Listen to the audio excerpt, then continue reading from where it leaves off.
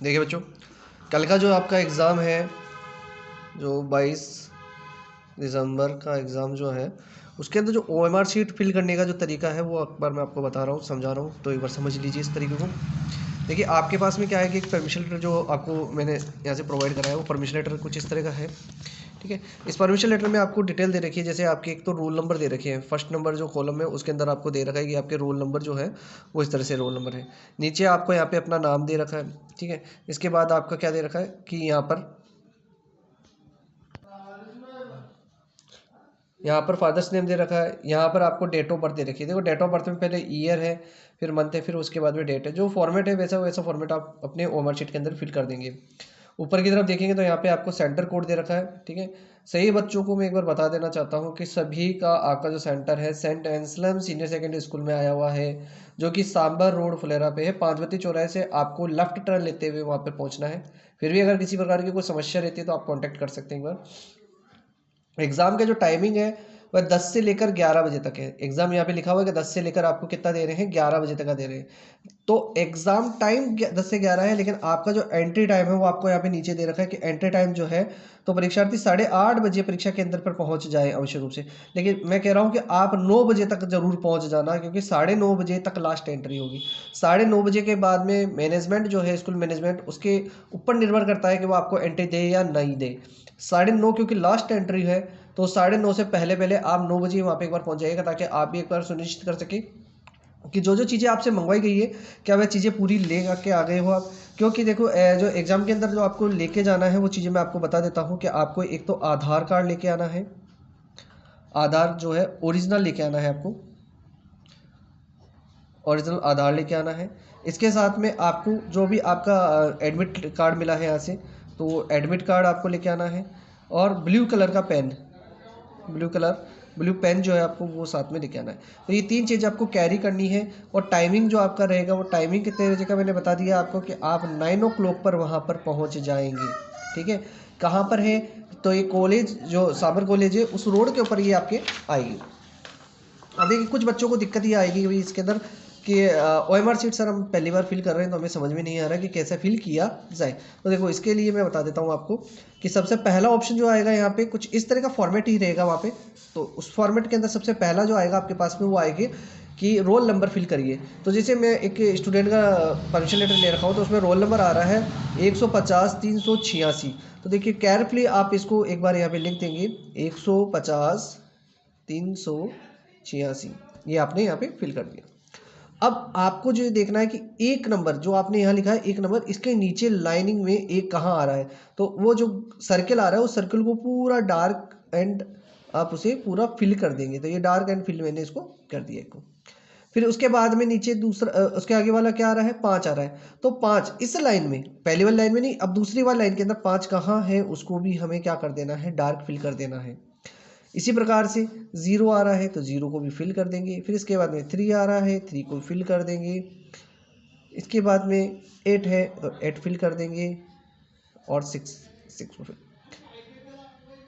तो विद्यार्थियों यहाँ पर ध्यान देने वाली बात यह है कि जब आप रोल नंबर फिल करो तो बेहद सावधानी पूर्वक, वेरी केयरफुली आप इसे फिल करना, क्योंकि अगर यहाँ पर गलती हो गई, आप पेपर कितना भी अच्छा कर लो वह चेक नहीं हो पाएगा। तो इसलिए आप इसमें अच्छा खासा समय देकर और बिल्कुल इत्मीनान से, एकदम रुक कर आराम से ध्यान से इसको भरने की कोशिश करेंगे। इसके बाद पूछेगा आपसे सेंटर कोड, तो मैंने आपको बता दिया सेंटर कोड आपके यहाँ पे लिखा हुआ है 2137। मेरे वाले में 6 कॉलम आ रहे हैं, आपके नहीं आएंगे। आपकी ओमार शीट के अंदर 4 ही कॉलम है, तो मैं 2 कॉलम में आगे हटा देता हूँ। ठीक है, ये नहीं आएंगे, आपके पास 4 ही कॉलम आएंगे। तो यहाँ पे 2137, तो यहाँ पे 2137, तो देखिए ये 2 यहाँ पर आया, 1 यहाँ पे आया, 3, और यहाँ पर नीचे जाएंगे तो ये आ जाएगा आपके पास में 7। तो ये मैंने 7 फिल कर दिया। इसके बाद में एक नंबर यहाँ पे लिखा रहता है, इसे अपन बोलते हैं आंसर शीट नंबर। तो याद रखना आंसर शीट नंबर और जो आपके क्वेश्चन बुकलेट नंबर आएगा वो दोनों सेम होने चाहिए। फिलहाल सेम ही आते हैं, फिर भी एक बार आप केयरफुली देख लीजिएगा कि दोनों सेम ही हैं। ये दोनों नंबर जब सेम होते हैं, वही नंबर जो यहाँ भरे हुए हैं और आपके बुकलेट के अंदर जो भरे हुए नंबर, वो चीज़ आपको यहाँ पे फिल करनी होती है। वही रोल नंबर की जैसे इनको भी फिल करना होगा। पेपर 4 सीरीज में आते हैं, A, B, C और D सीरीज में। आपको ये देख लेना है कि आपका पेपर किस सीरीज का है। जैसे मान लीजिए अगर B सीरीज का है तो B को आपको इसको पूरा फिल कर देना होगा। इसके बाद में नीचे आपको जानकारी दे रखी है, तो नीचे आपको जैसे रोल नंबर दे रखा है तो वही रोल नंबर आप अपने जो रोल नंबर है उसको लिख देंगे 150386। कैटेगरी जो आपकी कैटेगरी हो वो कैटेगरी आप यहाँ पे फिल कर देना कि जैसे जनरल है, ओबीसी है, एससी एसटी जो भी है अपने फिल कर देंगे। इसके बाद में लर्नर कोड स्कोरल नंबर जो आपके हैं वो ये देखो लर्नर कोड नंबर यहाँ पर आ रहा है जो कि 18 और 16 डिजिट के जो नंबर होते हैं इनको आपको यहाँ पे केयरफुली यहाँ पे फिल कर दीजिएगा। जैसे जो भी नंबर आ रहा है 4952406130241449 एंड 789। इसके बाद में आप अपना नाम जो कि अगर इंग्लिश में लिखते हो तो कैपिटल में लिखना, अगर हिंदी में लिखना चाहते हो तो आप हिंदी में भी इस नाम को लिख सकते हो। जैसे मैंने मेरा नाम लिख दिया यहाँ पे तो मंगेश, ठीक है। यहाँ पर पिताजी का नाम लिखना है तो पिताजी का नाम लिख देंगे। इसके बाद में जन्म तिथि जो भी आपकी जन्म तिथि है जो सॉन तो जो भी आपकी आ रही है वो ऐसी की ऐसी लिख देंगे। पता में आप नारायणा लिख देना, पता आप नारायणा लिख देना यहाँ पे। सिटी जो है वो जयपुर लिख देंगे आप, और यहाँ पर पिन कोड नंबर 303348 आप लिख देंगे। इसके बाद में यहाँ पे दे रखा है signature of candidate. Signature of candidate में आपके पास में जो भी आपके परमिशन लेटर में साइन करे हुए हैं वही साइन आपको यहाँ पे कर देने हैं। जैसे मुझे मेरे साइन करने हैं तो मैं मेरे अपने साइन कर देता हूँ, तो ये साइन में यहाँ पे साइन हो जाएंगे। इसके बाद में आपको क्या करना है कि यहाँ पर आपका जो भी क्वेश्चन है उसको आप एक पढ़ेंगे पेपर के अंदर, और जैसे आपको फर्स्ट क्वेश्चन आ रहा है तो इसका आंसर सी है तो सी पर आप एक बार फिंगर रखेंगे और सी को आप पूरा डार्क कर देंगे। इस सर्किल को पूरा क्या करना है आपको डार्क कर देना है, ठीक है ना। देखिए एक तो क्वेश्चन को ऐसे नहीं कर देना है कि आपको यू कर दिया, ये गलत माना जाएगा। ऐसा नहीं है कि आपने कहा बी आंसर था, आपने बी पे थोड़ा सा और नहीं डी था डी इसका, तो फिर आप क्या करेंगे पूरे डी कर देंगे। यह आंसर आपका गलत हो चुका है क्योंकि आपने बी पर भी मार्क कर दिया है, हल्का ही मार्क कर रहा है जैसे, लेकिन फिर डी पे मार्क कर दिया तो 2 मार्क हो गए, ये क्वेश्चन भी गलत हो गया, ये तरीका भी आपका गलत हो गया। या फिर आपने कहा कि भाई सी आंसर है और आपने इतना सा करके छोड़ दिया, नहीं पूरा करना पड़ेगा, ये तरीका भी गलत हो जाएगा। कैसे करेंगे, जैसे आपको दूसरे का आंसर आता है, दूसरे का आंसर ए है तो आपने ए को क्या कर दीजिए डार्क एंड बोल्ड कर दीजिए, यहाँ पे पूरा फिल कर दीजिए। अच्छा जो क्वेश्चन आपको आ रहे हैं जैसे पहला आ गया, दूसरा आ गया, अब तीसरा नहीं आ रहा है तो छोड़ दीजिए उसको एक बार। पहले आप दीजिए फोर्थ नंबर में आप पेपर पढ़ लेंगे कि पेपर में कौन सा आंसर है कि डी है, तो डी पर फिंगर रखना। ऐसा ना हो कि आपने फोर्थ क्वेश्चन को देखा था और भर कौन से में दिया 3 में, ऐसा मत कर देना। आप फिंगर रख के फिर काम करिएगा ताकि आपको बिल्कुल श्योर हो जाए कि हाँ इसी को हमको फिल करना है। आपको 5th क्वेश्चन आ रहा है फिल कर दीजिए, 6 नहीं आ रहा है तो 7 में बढ़ जाइए। ऐसा नहीं है कि कोई क्वेश्चन आ नहीं रहा हो तो आप उसी के पीछे रह गए हो।